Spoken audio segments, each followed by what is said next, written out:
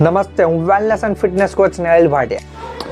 આજે આપણે જાણવાના છે જમતા પહેલાં, જમતી વખતે અને જમ્યા પછી શું પાણી પીવું જોઈએ અને પીવું જોઈએ તો કેટલું પીવું જોઈએ।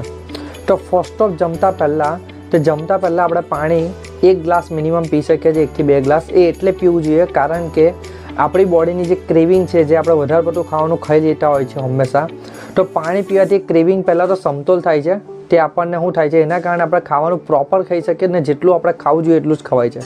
સેકન્ડ, આપણે જમતી વખતે, કારણ કે ઘણા બધા લોકોને ટેવ હોય છે તો જમતી વખતે 1 બોટલ જેટલું પાણી પીજો, 1 ગ્લાસ, 2 ગ્લાસ, 3 ગ્લાસ જમતી વખતે વધારે પડતું પાણી પીવું।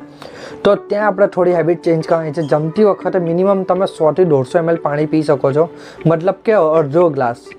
તે અડધો ગ્લાસ તમે પાણી પી શકો છો તો તમને કોઈ પ્રોબ્લેમ નહીં આવે, કારણ કે આપણી ઘણી બધી ખાવામાં દાળ છે, શાકમાં રસાવાળા શાક છે, છાશ છે, એ બધી વસ્તુઓ આપણે લેતા હોઈએ છીએ। એન્ડ થર્ડ સૌથી ઇમ્પોર્ટન્ટ છે તે જમ્યા પછી બહુ બધા લોકોને, અથવા તો જમતા વચ્ચે નહીં પીતા પણ જમ્યા પછી લોકો આખો બોટલ પાણી પી જતા હોય છે।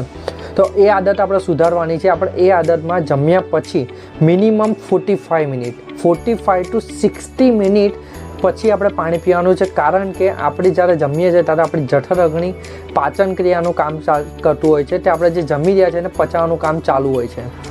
તો જ્યારે આપણે પાણી પી લઈએ છીએ તો ત્યારે જઠર અગ્નિ પર આપણે જ્યારે આગ કોઈ જલતી હોય એના પર પાણી નાખી દઈએ છીએ। એ જ રીતે આપણે જઠર અગ્નિ જલતી હોય એનામાં આપણે પાણી પીએ જેથી ઓલવાઈ જતી હોય છે અને આપણને પાચનને લઈને ઘણી બધી સમસ્યાઓ થતી હોય છે। એટલે ટ્રાય કરવાનો તો ખાધા પછી આપણે 45 to 60 મિનિટ પાણી પીવાનું છે। બટ શરૂઆતમાં ટ્રાય કરો તો 15 મિનિટ 20 મિનિટ પછી બી પીવો, પછી ધીમે ધીમે મિનિટોને વધારી દો। શું તમે રેડી છો નેક્સ્ટ વિડીયો માટે? તો કમેન્ટમાં યસ કરો એન્ડ થેન્ક યુ।